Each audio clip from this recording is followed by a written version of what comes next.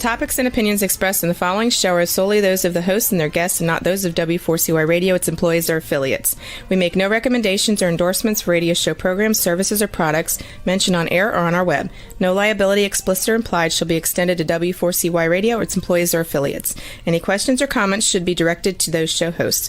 Thank you for choosing W4CY Radio.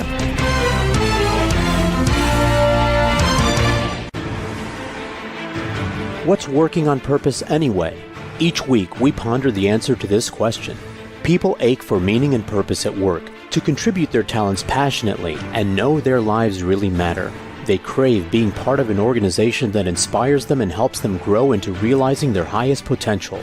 Business can be such a force for good in the world, elevating humanity. In our program, we provide guidance and inspiration to help usher in this world we all want, working on purpose. Now, here's your host, Dr. Elise Cortez.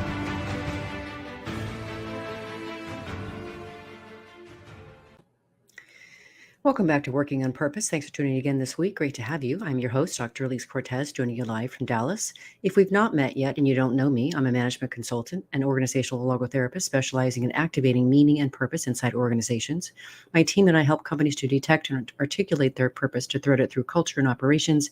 We work with forward-reaching organizations to develop inspirational leaders who create cultures where people actually want to come to work and do their best. And we provide programs that enable individual team members and leaders to discover and unleash their passion and purpose at work to catalyze fulfillment, engagement, and productivity. You can learn more about us and how we can work together at elisecortez.com. Also, if you like the content of the show, you may be interested in my next book coming out in March of 23. It's called The Great Revitalization: How Activating Meaning and Purpose Can Radically Enliven Your Business. You can pre-order your copy at bookshop.org or barnesandnoble.com. Now let's get into today's program. With us today is William Kilmer, who is a technology entrepreneur, investor, and innovation strategist who has founded, invested in, and advised hundreds of companies around the world. As a venture capital partner, he invests in emerging companies specializing in cybersecurity, cloud infrastructure, and digital enterprise markets.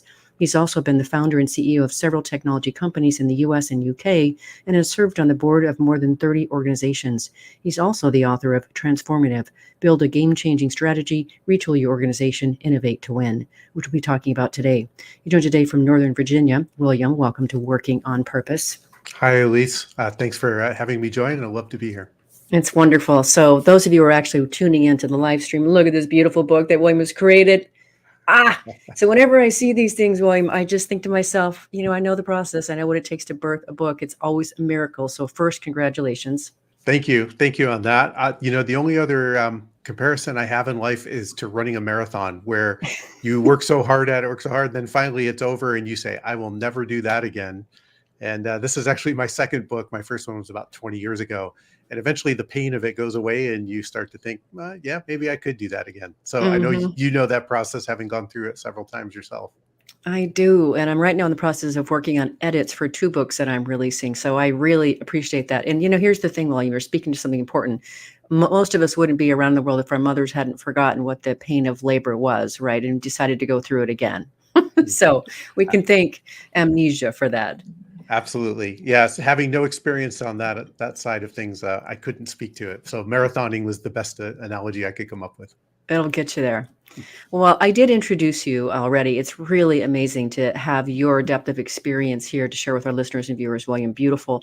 But I want to give you the chance to also introduce yourself the way that you like, to situate yourself for our listeners and viewers, however you want to do that. Sure. Yeah, I'd be happy to.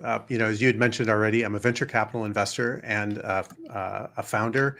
What I like to say in the technology industry, where I've spent my entire career, is I've been on both sides of the table. I've worked as an investor in other companies, helping them to grow and develop, advising leaders and CEOs, and working with organizations to help them build their business. I've also been on that other side of the table and know what it's like to take investment from others to basically start with a very early stage concept and take it all the way through to some sort of an exit and growth. And so, for me, that's really helped my career in so many ways. It's sort of like I've been able to be a player and I've also been able to be a coach. And I think that, to me, that's one of the things that's really helped informing my ideas behind transformative. The other thing I would say is, I've had the pleasure of doing this in multiple areas. I've lived in California. I've lived on the East Coast. I've lived in the UK a couple of times. I've invested, from Asia all the way through to the Middle East, Eastern Europe. And, it's just given me a great perspective, and I've, learned so much along the way with the people that I've worked with. Wow, you give a whole new way, a whole new pond to draw from when I say, what are you going to do with your one precious life? You've already crammed quite a bit in. It's just been, it's been such a pleasure. And, coming from my own personal background, I actually just visited my hometown in upstate New York over the weekend. I look back and think, I don't know how I got to where I am, where I've gotten to work with so many great people over the years. And I've just felt very privileged to have that opportunity to do so. That's so wonderful. And so I just speaks to the depth of what the human spirit can do when activated, which is what, of course, I'm out to do. So with that, I want to, if we can, I want to orient the listeners and viewers to the promise of your book for this conversation. It really is arresting. So as I'm prone to do, I like to be able to read your words. So you say, and I quote, "This book proposes that the solution to delivering better innovation is for organizations to move beyond the outdated concept of innovation as a technological end result and develop a broader based and more dynamic innovation strategy that incorporates innovative thinking at all levels, from solution and company to market and even industry structure." That's really compelling. Talk about, being blown out of your boots or wherever it is you grew up. That's really beautiful, William. Oh, thank you very much. So, for me, the real premise behind this book, and I think the impetus for me as to why I wrote it was, I saw an opportunity to share some of the things that I've seen other great companies do, other great leaders in particular, that I've been able to work with, and I think some of the game-changing companies that are out there. And a lot of times we look at these companies and we just think, wow, what an incredible success, and we don't kind of peel back the layers to figure out, is there a pattern here? Is there something that I can learn from? And this book has really been designed to help people understand not only how successful companies are successful, those that really can come in and literally transform or change an industry, but also how those leaders have done it and what they've worked on that has a commonality, so that people can learn from that. So from my perspective, that's really been the big game changer, so to speak, is to be able to identify what are the patterns that we've seen across these companies, and how can they, help everyday leaders like us be able to apply them and, do something that's really innovative and creative. And just to touch on, what you had said, one of the big, items is that we oftentimes think about innovation as sort of this technological progress, that a product needs to have, these features. And once we add these other features in, we're going to be so much better than everyone else. And we're going to be on a better competitive plane, and, we'll be successful. And when you really look at these organizations, you start to realize that there's so much more innovation that's happening out there beyond just the product to make them successful. And we are so going to dig into that because I got so much from your book in that way, William. And one other thing that I appreciate about your book, having written a couple, is it's so tight and it's just well cogently written. And then you give us all these really great examples that bring it to life. And you start with your transformative framework, which I want to share with our listeners and viewers now. So 4 principles in that. Could you bring those to life for us? Absolutely. So I'm going to say also, by the way, and I think you'll appreciate this, that I actually just wrote a post on this recently. This book, I got so far into the process and made it so big and so large. And eventually I had to look at this and say, I've got to make this digestible. And, one of the things that resulted in it was I cut out a lot, but I was able to get it down to some very simple, very specific principles here that I could, work from to try to get across my point. And so really this transformative framework is, designed to help organizations and leaders think about some of the key leverage points that they have and that they can focus on, sort of take them away from that idea that, I've just got to innovate the product, right? So, going through the 4, the first one is really this idea that game-changing innovation is really founded on not a better product, but building a better customer outcome, right? So the idea here for companies is to start changing your mindset to think about, how am I going to change that outcome? And the reality is, most customers change the products that they buy. They change the things that they're doing when it makes them better off in some way. And that's not always just adding in another feature or, another capability into the product. And to give you an example on this, one of the ones that I often use that I think is one of the most obvious is Starbucks. And Starbucks to Yeah. me is just an amazing company. Has had just such an incredible history. What did Starbucks compete with when they first came out? It was really with your morning coffee. People making coffee in the morning. They weren't just offering a better cup of coffee. What they were offering is this idea that there's a third space that you can go to, something that's not your home, something that's not your office, where you can sit down, relax, maybe get some work done, meet with people, etc. That was such a game changer that it literally started to change the way people, viewed coffee, where they would purchase it, so that they had that opportunity to be, in that third place in a way that changed things so much that existing coffee vendors couldn't really compete with them. So that's the idea first and foremost. And there's lots of examples that I think you've already read about, like Dollar Shave Club, for example, Netflix. Each of those just significantly changed what the customer was getting, to the point where they had completely different criteria or buying decisions, or criteria to help them make their buying decision. So principle number 2 then really goes towards shifting away from a customer outcome innovation to what's called structural innovation. And structural innovation is really what delivers your advantages. So you can, and in particular, provides what's really called incumbent leverage. So the idea here is that it's one thing to make a different product with a different outcome. It's another to do it in a way that the incumbents in the market really have a hard time copying. So what we found in the market is, in most industries, is if someone's able to create a new product, that's great. But if your incumbents, if your competitors are able to respond to that and match you, that's really not a long-term advantage. If you're changing the very way that you do things so that that incumbent can't actually respond, then that's really a game changer, right? That creates these asymmetries, and that comes by really rethinking and reframing your industry and innovating how you actually get things done. So that's a really key one as well. Principle number 3, I think takes us into a mindset where most people would like to think that they're already paying attention to, but it's a real differentiator here, which is markets that are expanding and transitioning are the easiest for new competitors, for challengers to come in and enter, versus stagnant markets that aren't growing, where you're fighting for market share and that aren't shifting and changing. So it's sort of like hitting a moving target that you create. And the takeaway here is really that companies need to have a market expansion orientation, and start thinking about these different scale accelerators that I talk about in the book, things that actually can help grow the market and develop it in a way that it's expanding and growing, and it allows you to really take market share much more quickly. Okay. Then the 4th principle is a little bit of a shift, from what I think you'll find in most innovation books. And it's this idea that organizational culture really sustains the ongoing innovation and adaptation of a company.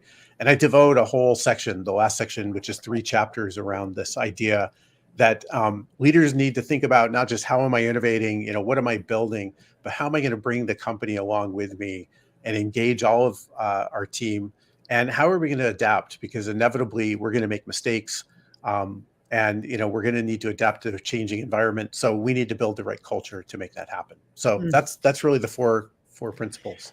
Powerful. And of course, listeners and viewers, we're going to devote the last segment to the culture piece. So important. So there are so many things I got out of your book, William. So we're just going to kind of sprinkle through the ones that I really wanted to talk through the most. But I found your notion of creating solutions to be so not mind-boggling, mind-expanding. And this saw the whole possibility in innovation. And so I would love it if you share 1 or maybe 2 examples from your book of where creating solutions shows up. Yeah. Where we would recognize these companies. Yeah. I think 2 that most people would recognize. One is one that I cover heavily in the book, which is Dollar Shave Club. Yeah. And the reason why I do it is because it's such a clear example. For those who may not be familiar, Dollar Shave Club was, before it got acquired by Unilever, a standalone startup focused on delivering razors by mail. And it sounds a little bit of a so what when you think about that. But the reality is, what they offered was something that was completely different and unique to the customers. It wasn't just about delivering your razors by mail, although that covered a significant problem that most people had, which was sort of forgetting to buy those expensive razors in the retail store. It was actually about building a community of like-minded individuals, men in particular, who probably didn't spend a lot of time talking to other men about their grooming habits, and wanted a community in which they could learn, basic grooming, could learn about different products. And so, what they did, which I think was just outstanding, was they took a market with long-standing competitors, and there really couldn't have been a more formidable competitor than Gillette, spending billions of dollars on R&D. And I know that's shocking for some people to, pick up a razor and think somebody actually spends billions of dollars trying to, create a better razor. And then billions of dollars also on advertising, buying the likes of superstars, Roger Federer and others to come and advertise for them. Just made these incredible barriers of, to entry to competing just like them. And then here comes along this little startup, which, uses the internet, uses YouTube and social media in order to promote themselves, delivers, the razors to your door rather than having to go through big retailers, but also most importantly, creates this idea of community where you can go to their website. You don't just buy razors, you can buy shaving cream, you can buy facial cream, all sorts of other things. You can learn about, what's good grooming and, how do I take care of my skin and all these things that, just weren't available out there. And so they completely changed really this idea behind, changing customer outcomes. They changed the criteria of why someone would buy from Dollar Shave Club versus buying that expensive, razor in the store. And, to me, that just completely, reshuffled things and got to the point where, where Dollar Shave Club started earning, hundreds of millions of dollars in revenue and eventually was bought by Unilever for $1 billion. So it just shows, to me that even in an industry as old and as established as, as that, with such high barriers to entry, people could come up with these absolutely game-changing innovations that don't always involve the product. Okay? Yeah. So that's one. The other one I'll keep a little bit shorter, but I think is a great one is Netflix. I still go back to. I love Netflix. I'm glad to hear it. So do I. I still go back to 1997 Netflix, and everybody looks back at that time and said, well, Netflix took on Blockbuster and was able to build this big DVD business, that essentially took down a king in the market. And, the reality is, if you go back to, what the original premise was behind it, you find out that there was actually a different outcome that was being generated for customers. Elise, I don't know if you remember the old Blockbuster days, but I sure do. Most people would go on a Friday night, or a Saturday night. You try to get there before everybody else and find the latest Blockbuster movie and rent that. And then you've got to scramble and get it back, within 24 hours before the late fees kick in. There's a lot of talk about the late fees, but the reality is what Netflix changed was this whole idea of what you were getting for what you paid for. You were no longer buying a movie. What you were doing was renting or subscribing to a library of movies, many of which you never would have watched if you were paying for each one on their own. And all of a sudden you went from this idea that, I'm going to watch this latest Blockbuster tonight to what can I watch? I've got 50,000 movies at my fingertips.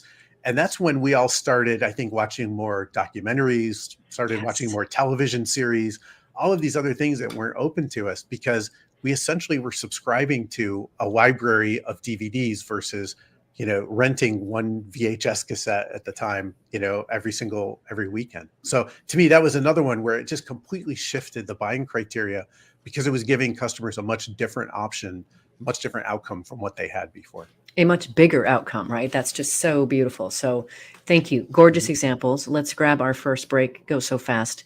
I'm your host, Dr. Elise Cortez. We're going to the air with William Kilmer, who is the author of Transformative, Build a Game-Changing Strategy, Retool Your Organization, Innovate to Win, which we'll be talking about later as we go. We've been situating his actual 4 principles. Now, after the break, we're going to get more into the paths to innovation. Stay with us. We'll be right back.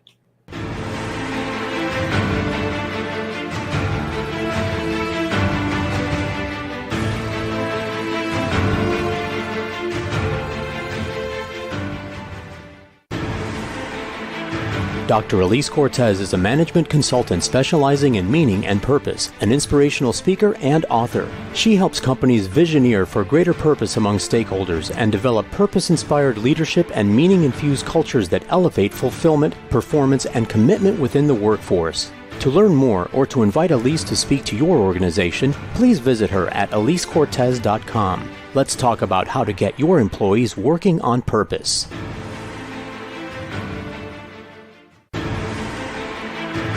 This is Working on Purpose with Dr. Elise Cortez. To reach our program today or to open a conversation with Elise, send an email to Elise, A-L-I-S-E, at elisecortez.com. Now, back to Working on Purpose.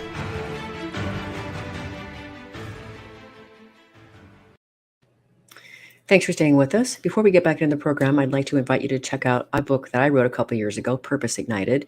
I really wrote it to awaken readers to their passion and purpose and start them down the path of becoming inspirational leaders. So I hope you'll check it out. It's the basis of my leadership program that I provide to companies.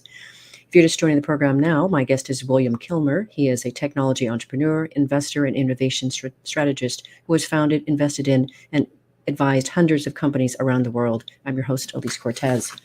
So for this next part here, I want to start getting further into this idea of innovation here. And I want to talk about a few of the specific approaches that you talk about.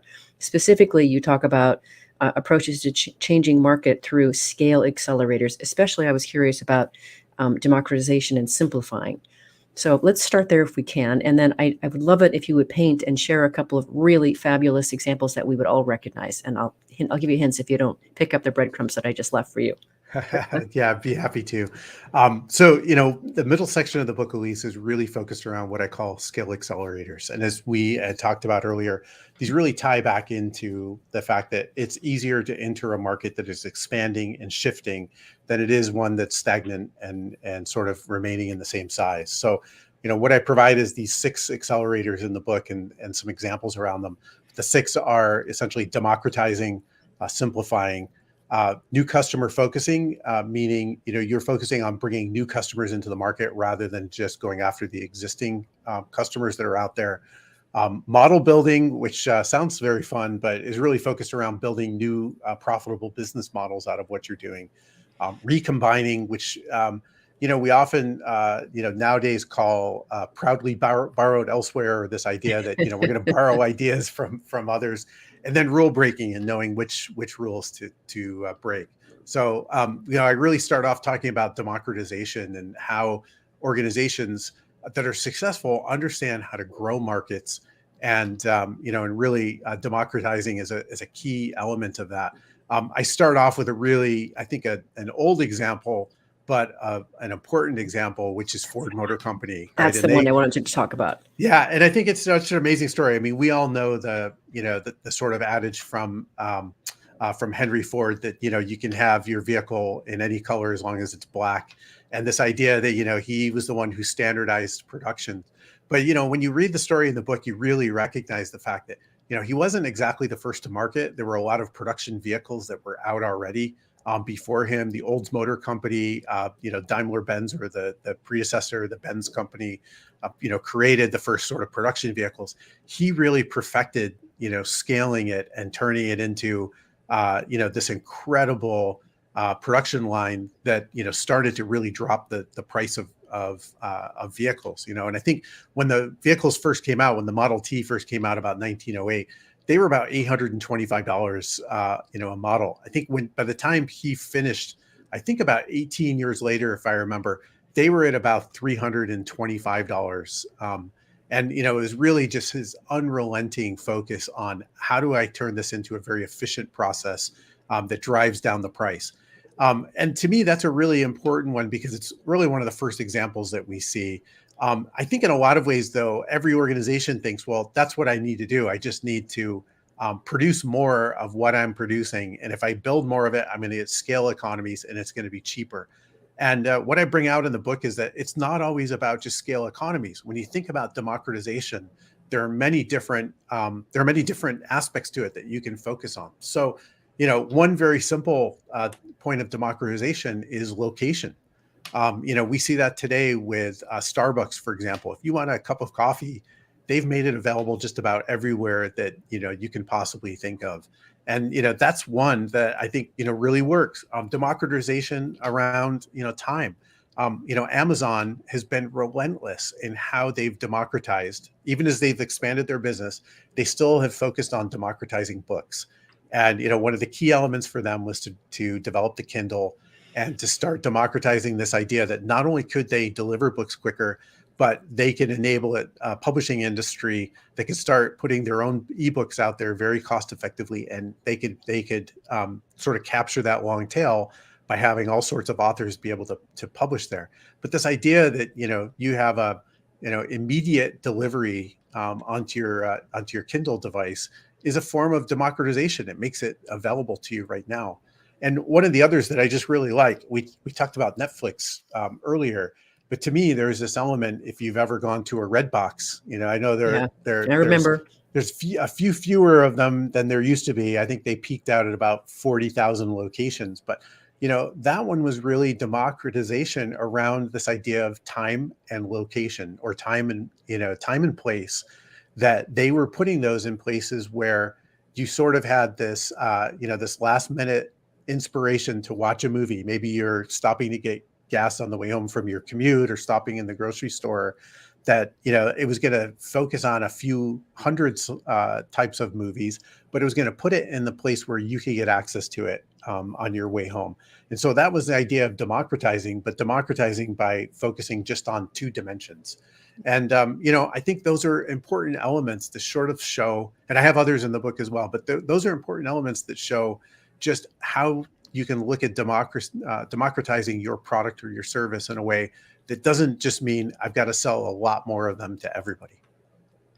Yeah, so I want to make sure that our listeners and viewers really understand what you're saying there, because that word democratization kind of sounds big and scary. And I want to take a stab at this. I think really, if I boil that down, what you really mean is, it means making your product and service available to more people more easily on their terms.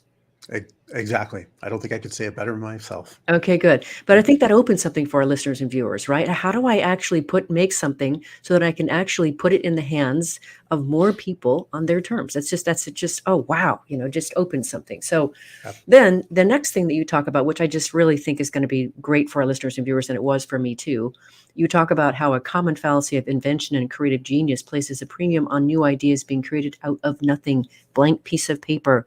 And that's not, and you talk about, you mentioned already borrowing other ideas, but you talk about how ideas are often borrowed from and built upon from other ideas of others, and even other fields, which I've also talked about on the show. And I think that that's really, really interesting, this idea of recombination. So wanted to delve into that a little bit if we can. Absolutely. Yeah. So, to me, recombination is one of my favorite areas, because I think it has such a capability of opening people's ideas and minds. And, one of the things that I found in the book, and by the way, I should mention this, maybe we'll get into this a little bit later, but one of the most interesting things that came out of the book was, in researching these different companies and leaders, was how many of them were coming from outside of the industry that they changed. Yes. Almost 75% of them had no industry experience in the markets that they ended up changing. And I think that is really reflective of this idea of recombination, and the idea that these are people who are coming in who are bringing their own ideas into the market, and they're not afraid to use them. And, although that sounds like, well, that's, these geniuses that are coming in and doing this in their company, this is something that I think is a skill anybody can learn. And, the idea that you can recombine just really is about being curious and open, and looking for opportunities outside of what you're doing today, and how you can utilize those. I talk about three different types of recombination, or looking at how we use those different ideas. And one of them, is what I call basically point adaptation. And point adaptation is really going out and looking at features or concepts, processes that exist in different markets, and just applying it to your own market. And, there's lots of examples out there. I look at a company like Airbnb, for example, who, obviously has really revolutionized and changed our concepts of, the tourism industry and hospitality industry. But a lot of what they did actually, came from this idea of market sites like Craigslist, for example, where people were already, putting up rooms for sale or rooms for rent. And they got this idea that, well, maybe we could do this across, the entire industry or, the entire market and create an opportunity for more people to do this. And so that was sort of that point adaptation, side of things, which I think just really, really worked for them, obviously. And, they brought a lot of the capabilities there, the market-based concept of it, the idea that buyers and sellers could rate each other, et cetera, that I think really helped. The second is this idea of analogical mapping, right? This idea that you can take, you can take an idea that's in sort of the analog world and that you could map it over, with sort of a digital equivalent. And a lot of this, I think, happens today where, we, in particular, we're taking software and, we're sort of adopting software in order to be able to cover a lot of the things that happen, maybe outside of the software world. But, to me, one of the best, analogical mapping concepts really came from the company Salesforce. And, Salesforce, to me, one of the most outstanding CEOs and on a number of different planes is Mark Benioff, the CEO of Salesforce. He was one of those few and rare industry insiders that ended up changing his industry. But it all came from this idea of analogy that, he's been working in the CRM type market for years and years, selling these big behemoth applications to mainly just a large enterprise. And his whole concept was, what if we made software as simple and easy to use as Amazon, as a website? Mm-hmm. And Amazon was just emerging at the time, and they literally, if you ever go back and Google some of the early images of Salesforce, it looked very much like Amazon, even the color scheme at the time. And he just took this analog and said, I'm going to map this over to enterprise software, and we're going to create something that's just that easy to use. So to me, that's a fantastic one. And then the last one is just this idea of digital recreation. And I think this is what we oftentimes think about, in the technology world, that we're creating a digital version of, something that already exists in the physical world. I think we see this pretty often. Craigslist is an example of that. It's essentially, in a lot of ways, a version of the newspaper classified ads that we would have seen before. And in a lot of ways, I think that market that concept has really been extended and used pretty extensively. But there's a lot of opportunities across the board, I think, in recombining. Gosh. Okay. So listeners and viewers, you're just getting a taste of what's in the book. So you're just going to have to pick the book up yourself. So let's do this. Let's grab our break. You can go look and get the book while we're on our break. I'm your host, Dr. Elise Cortez. We've been on the air with William Kilmer, who is the author of Transformative, Build a Game-Changing Strategy, Retool Your Organization, Innovate to Win. So you can go out on Amazon now. We'll come right back. See you then.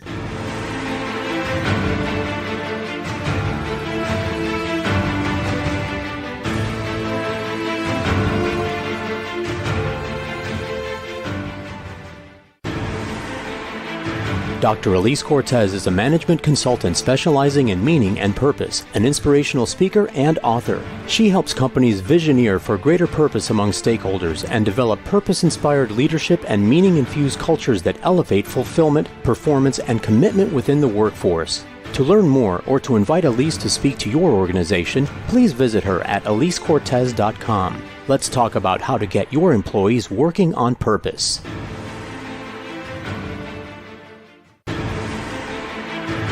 This is Working on Purpose with Dr. Elise Cortez. To reach our program today or to open a conversation with Elise, send an email to Elise, A-L-I-S-E, at elisecortez.com. Now, back to Working on Purpose.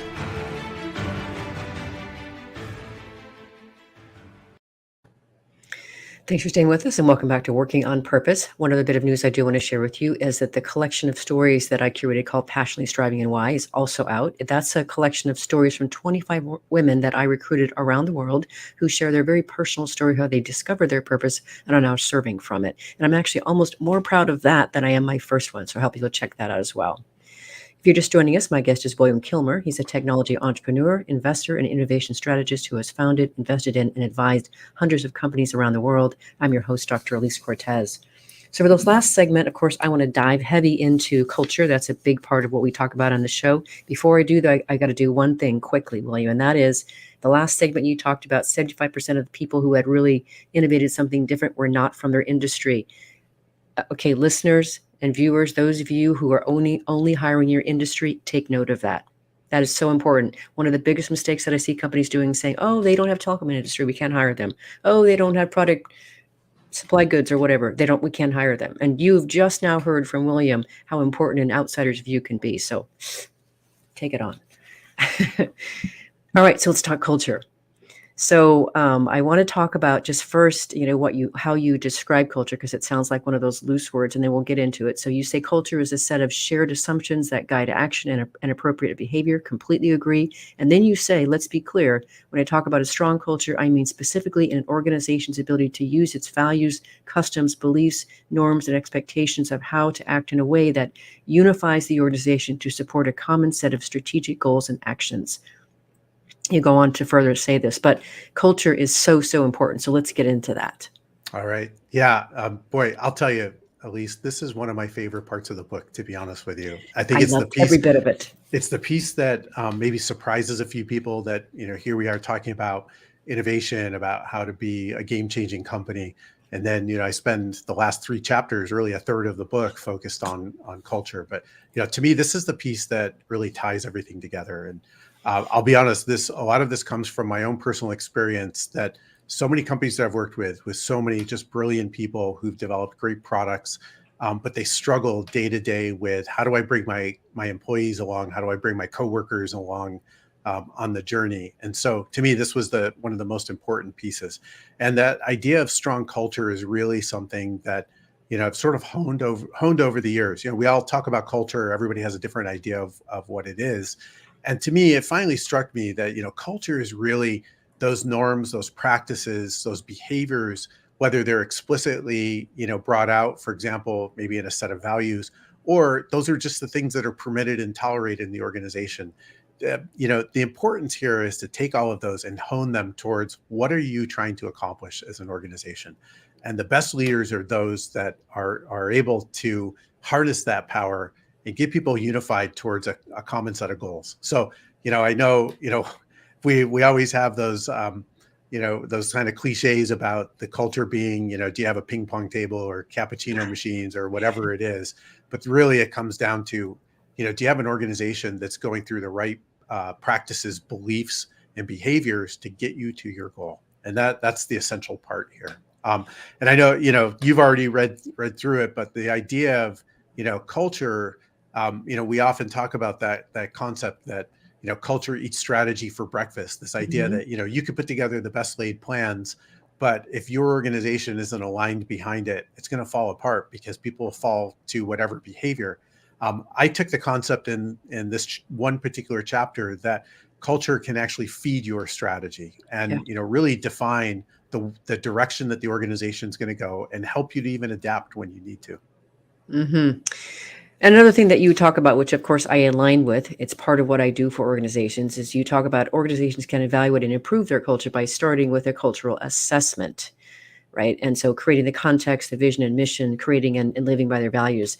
And so what we're talking about here is now bringing that culture to a state of awareness, because what we also know that there's a lot of things that happen in a culture that drive behaviors and choices that are unconscious. And some of those are positive and some of those things are negative.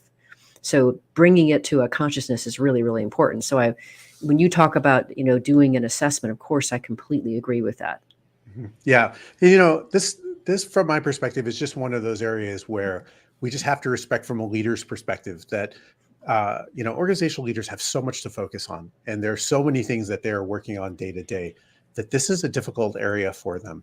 And you really have to be intentional to make it happen. Some of the data that I talk about in the book is, if you read some of the studies that are out there, 65, 70+% of leaders say, yes, my culture is important. This is something that is a leadership imperative. But when you look at the time that they actually spend, less than 20% actually spend any meaningful time on doing it. And I think part of it is just lack of skills on how to do it, but also is just prioritization and what they get caught up in on the day-to-day, or what's most urgent for them. So one of the areas, and I have outlined these steps that you really look at to say, do I have this in line? One of them is this idea of doing a cultural audit in your organization. And it's something that you can really involve the team in, at really assessing what do we say is our culture, and what are we actually practicing. And this can be done in any number of ways. But one of the things that I just really enjoy is this idea that you can sit down with employees, you can sit down in smaller forums with individuals, and really talk to them about what are our behaviors, what are our practices. We say that they are X, Y, and Z because those are our values. Are we really following those? Or if we were to document what we're really doing, what comes out. And at times there are barriers. People will maybe not want to comment on it, or feel like it's out of place, or they shouldn't be telling telling what's really happening. But I think a lot of times you'll really hear that open up. And one of the things that I found that was a really great experience is to actually take people from different parts of the organization that don't really know each other very well, and sitting down in small groups of 4 or 5, 6 people, and having them talk, because they aren't really worried about I'm in R&D, and that person over in finance is going to hear what I'm going to say. Well, they're not going to really see that person that much, or associate with them directly all the time. So they feel a little bit more comfortable, maybe in a cross a cross group setting, to be able to talk about what's really happening in the organization. I love that. And I steward that same process. So I think that's so important. And getting the people I call it the wild alive scratch. That if you get the employees involved and get them to wild alive scratch for what do we stand for?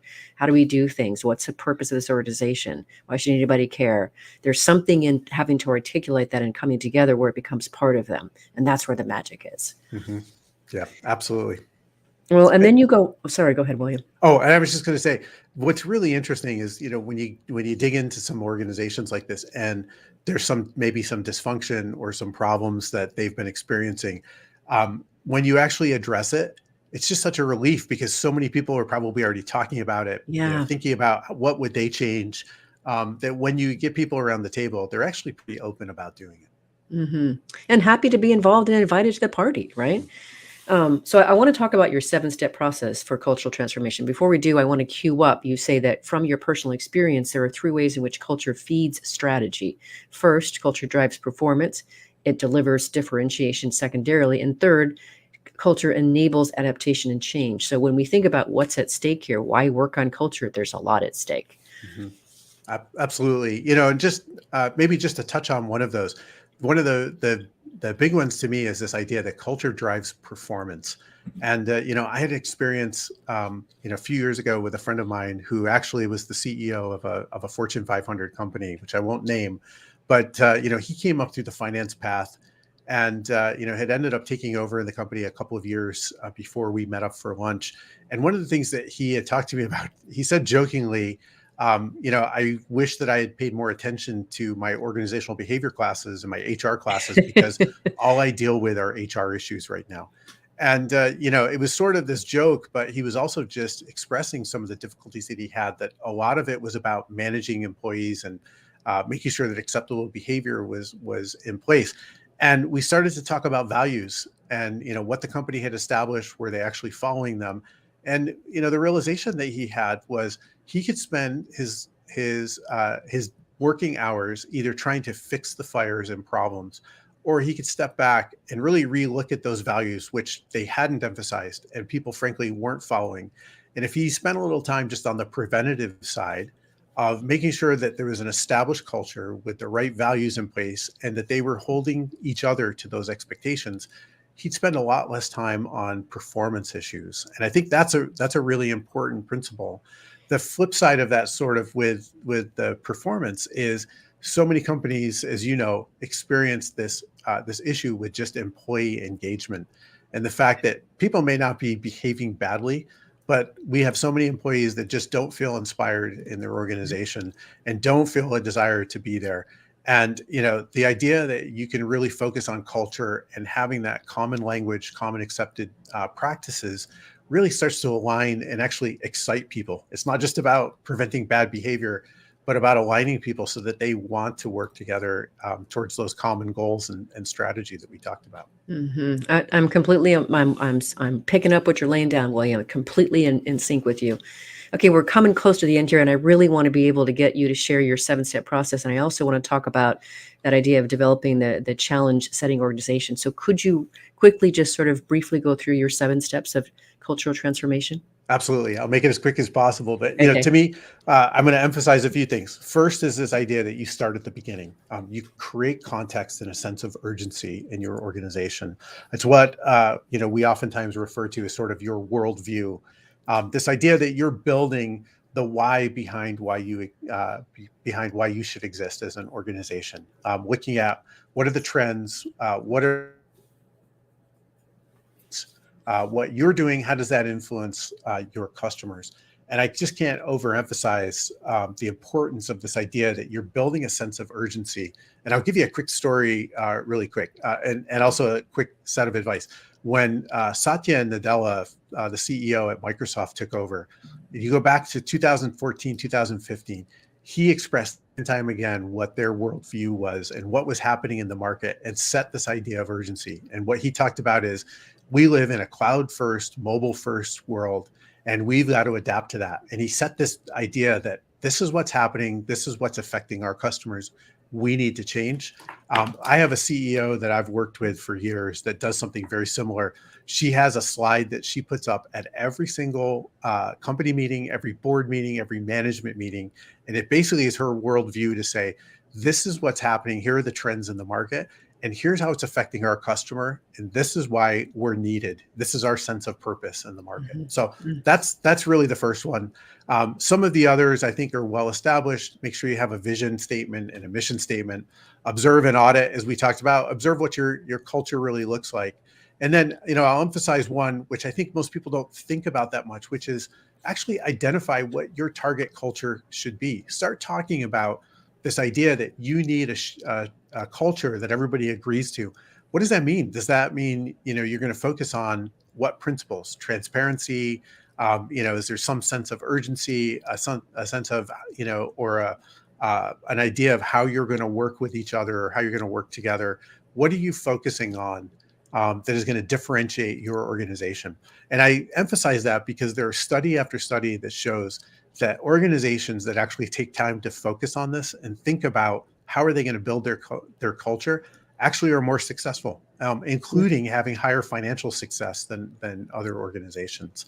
So identifying that is important. Then it really comes down to, values, which I think, are really the epitome or the language of how you express your culture. And then, I start to go into this idea of creating anchors in the organization. And there's 2 important ones. Once you've started to identify and roll out what your target culture is, work with anchors in the organization, those in influential areas that can actually help to implement your culture, and also new employees. Don't hesitate to instruct employees about what their behavior should be and what's expected of them from a culture standpoint when they first join. And then the last one is the reinforce, recognize, and reward. Now that it's moving, keep it going. So beautiful. I think I very much aligned with this, and it's so powerful for our listeners and viewers to start to really take off. We really are out of time here, but I like to be able to give you the chance to close the conversation. Listeners and viewers just got to pick up the book to get the rest. That's all. So, William, the show is listened to by people around the world who care about creating those cultures where people actually want to come to work and give their best. They are led by inspirational leaders who bring them to their greatness, and we do business that betters the world. What would you like to leave them with? I would just leave them with this. The reason why I wrote this book was it was clear that there is an opportunity for almost every company and almost every industry to sort of step back and relook at what they're doing and do it better. I open actually the book with a story about Intel Corporation back in the mid 1980s. And, they had a very difficult situation they were in at the time. These were some of the smartest men, in the technology industry at the time. I knew Andy Grove. I worked at the end of his career, was the beginning of my career. And they had a really difficult time assessing where they should go until Andy Grove has suggested to the team, what would we do if we walked out the door and we came back in as new management team? And really, that's the purpose of this book, is to inspire leaders to rethink their businesses from the approach of customer orientation and customer outcomes growing the market, and really how do I inspire our team to get behind the mission. Thank you very much for sharing all that you have, William. You have really taught me a lot, and I'm happy to pass that on to my listeners and viewers, and I'm happy now to know you. Thank you very much for being with us on Working on Purpose. Elise, for the opportunity. I really enjoyed the conversation. Awesome. More to come for sure. You could run, but you can't hide. If you want to learn more about William Kilmer, his work, or his book, start by visiting his website. It's williamkilmer.com. Let me spell that for you. William and then Kilmer, Kilmer. Last week, if you missed the live show, you can always catch it via recorded podcast. We're on the air with Dr. Richard Winters, an emergency physician, leadership development director, and executive coach at the Mayo Clinic. We talked about his book, You're the Leader, Now What? Leadership Lessons from the Mayo Clinic. He shared his perspective that all leaders wear 5 hats and the best way to engage the team, among many other topics. Next week, we'll be on there with Frank O'Connell talking about his book, Jump First, Think Fast to High Performance, an Unconventional Approach. And remember, work is an integral and an important part of our lives. It can be one of the best adventures and means of realizing our potential and making the impact we crave. So let's work on purpose. We hope you've enjoyed this week's program. Be sure to tune into Working on Purpose, featuring your host, Dr. Elise Cortez, each week on W4CY. Together, we'll create a world where business operates conscientiously, leadership inspires impassioned performance, and employees are fulfilled in work that provides the meaning and purpose they crave. See you there. Let's work on purpose.